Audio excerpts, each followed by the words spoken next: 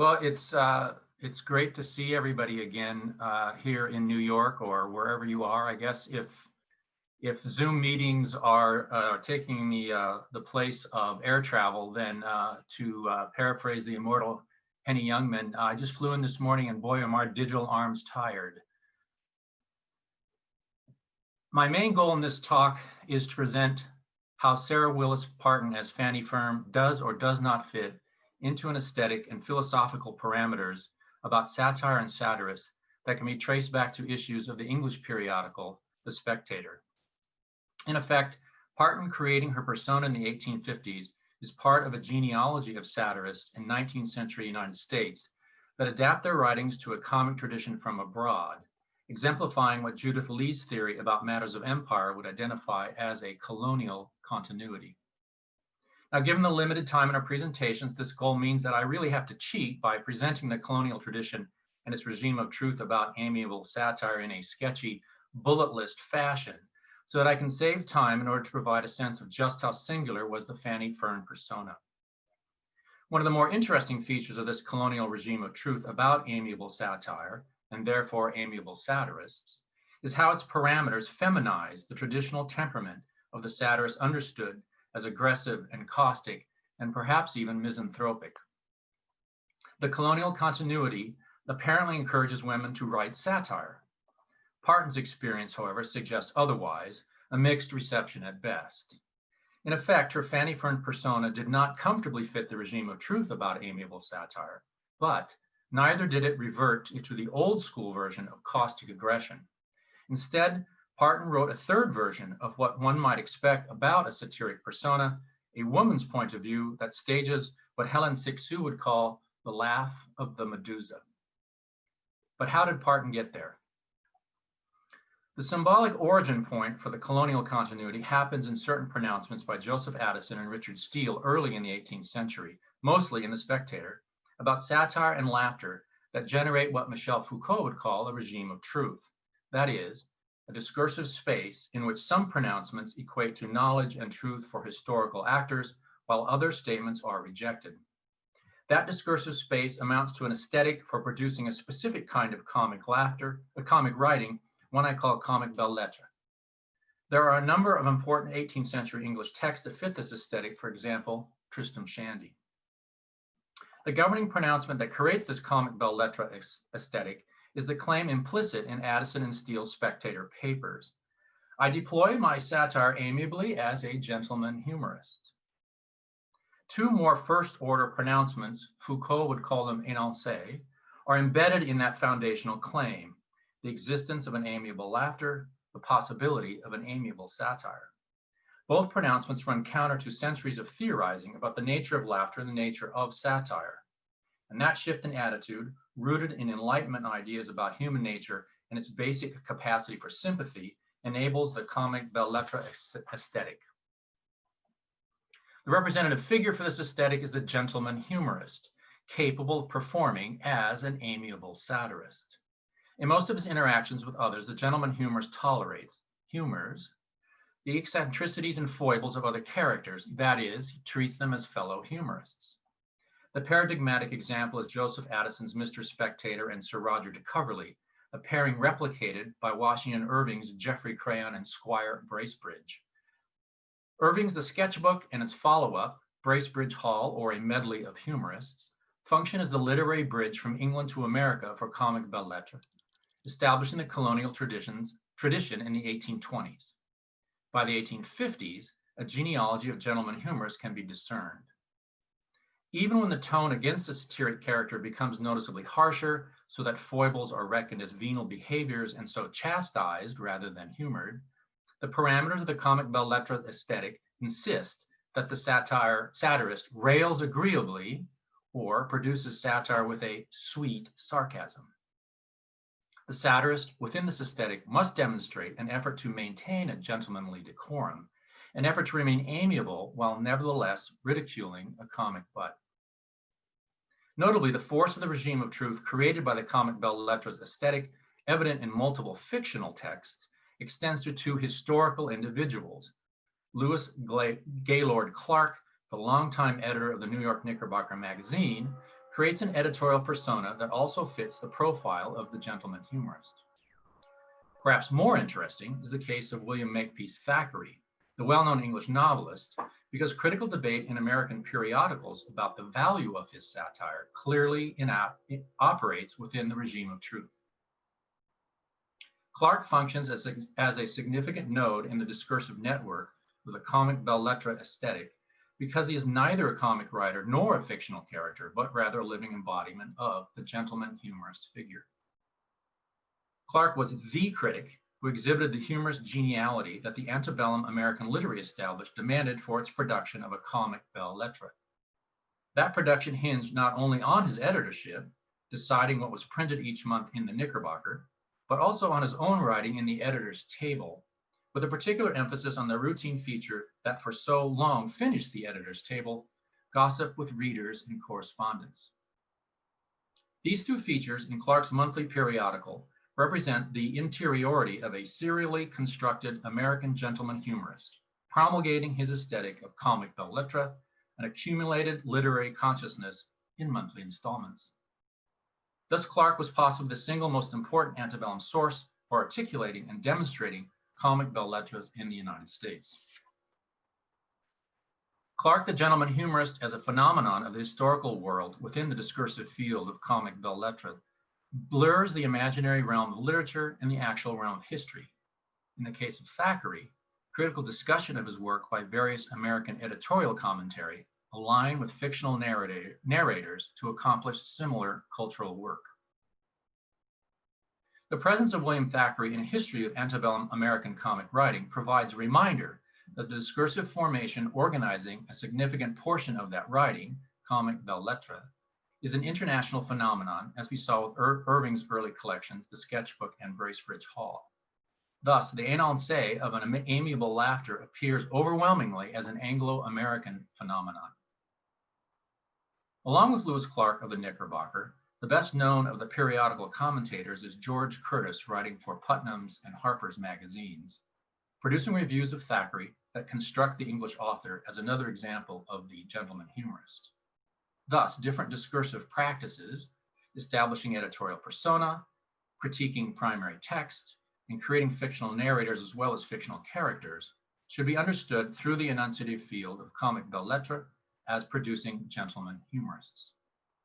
Moreover, charting the critical argument about the work of Thackeray that was conducted in important American literary periodicals in the 1850s reveals the ways in which individuals with cultural capital employed the field's crucial pronouncements when making aesthetic judgments about comic writing. The crux of the critical argument about Thackeray had two elements: the degree of sharpness in his satire, how caustic it was, and the motive for such satire. Together, these elements pointed to the temperament of Thackeray the man, which in the aesthetics regime of truth inevitably produced Thackeray the artist. I emphasize inevitably to invoke the example of Clark in the way that his editorial persona appears identical to his actual temperament, what we would call today his personality. In the critical debate over the nature of Thackeray as a satirist, the same claim of an identity between a textual persona and an actual person is made. The man embodies the amiable satirist in the guise of a gentleman humorist. In addition, the gentler version of a satirist reveals the temperament of the man. Thackeray's satire was lauded for its impartiality in the sense that he spares no one his satirist ridicule, yet that aspect leaves room to quarrel over the general tone of the satire and what that tone implies about Thackeray the man and the artist. This argument matters because the gentleman humorist figure carries a contradiction in his comic DNA. Though explicitly committed to an amiable laughter, he nevertheless possesses, like a sheathed weapon, the potential for creating the derisive laughter of an unamiable, acerbic, and caustic satire, if the comic butt deserves such treatment. In effect, the pleasant side of Addison's idea of pleasant raillery fades out to a significant degree. A review in the Christian Examiner, reprinted in an 1856 issue of the Knickerbocker, laid out the case most comprehensively against Thackeray. In effect, the Christian Examiner critic and his ilk disliked Thackeray for the sharpness of his satire, quote, what is called the old sardonic style of satire. Now, that first charge that satire is too sharp, partaking too much of the old sardonic style, brings us back to the essence of the gentleman humorist, as that figure embodies the first order pronouncement of amiable laughter. Essentially, this dispute is a matter of taste for different kinds of satire, but that difference illustrates how a regime of truth operates. When the Christian Examiner critic refers to sardonic satire as the old style, he remains within the aesthetic of comic belles lettres, for the pronouncement that raillery must be pleasant necessitates old to designate unpleasant raillery, as it implies the new, modern satire of amiability. However, when he claims the superiority of Dickens to Thackeray because the former seeks, quote, to pity rather than scorn, the critic steps outside the comic belles lettres aesthetic by implying a complete absence of ridicule. In effect, he forgets that satire entails some raillery while substituting pity for amiability, an emotion appropriate for the pathetic or even for the tragic. Doing so, he argues for a brand of comic art much more sentimental than the aesthetic of comic belles lettres, which allows for a range of satiric tones, even with its emphasis on geniality.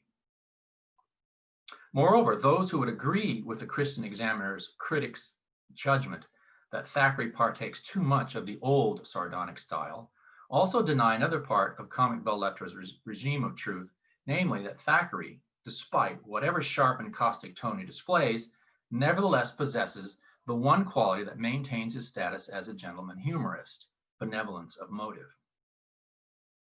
Curtis readily admits that Thackeray, quote, sneers and laughs at the motley throng, but he nevertheless insists that Thackeray's task was, now a long quote, his task was one conscientiously undertaken with some deep, great, generous purpose, and that beneath his seeming scoffs and mockeries was to be discerned a more searching wisdom and a sweeter, tenderer pathos than we found in any other living writer. We saw that he chastised in no ill-natured or malicious vein, but in love, that he cauterized only to cure. Curtis here channels Addison and Steele's portrait of the amiable satirist, who must have, quote, a benevolence to all men in order to rail agreeably and to, quote, create representations that bear a pleasantry in them.